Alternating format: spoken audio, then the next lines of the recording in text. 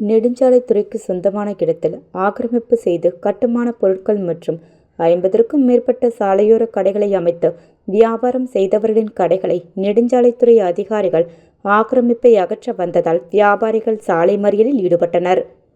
திண்டுக்கல் மாநகராட்சி உட்பட்ட திண்டுக்கல் திருச்சி சாலையில் நெடுஞ்சாலைத்துறை அலுவலகம் அருகே பல வருடங்களாக நெடுஞ்சாலைத்துறைக்கு சொந்தமான இடத்தில் செங்கல், மணல், எம்சாண்ட் உள்ளிட்ட கட்டுமான பொருட்கள் வைத்து வியாபாரம் மற்றும் கரும்புச்சாறு உள்ளிட்ட பல்வேறு வகையான பழக்கடைகளை வைத்து நடத்தி வருகின்றனர்.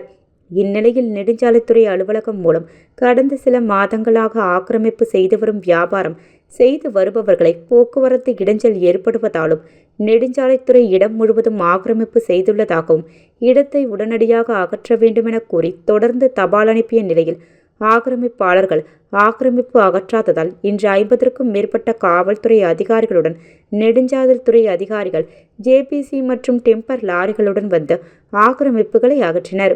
இதையடுத்து ஆக்கிரமிப்பாளர்கள் ஆக்கிரமிப்புகளை அகற்ற வேண்டாம் என கூறி திண்டுக்கல் திருச்சி சாலையில் சாலை மறியலில் ஈடுபட்டனர்.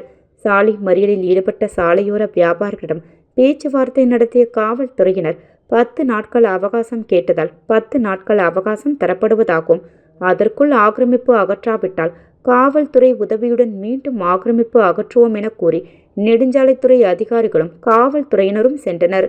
மேலும் இதுகுறித்து நெடுஞ்சாலைத்துறை அதிகாரிகளிடம் விளக்கம் கேட்டபோது முறையாக பதிலளிக்காமல் நழுவி சென்றனர்.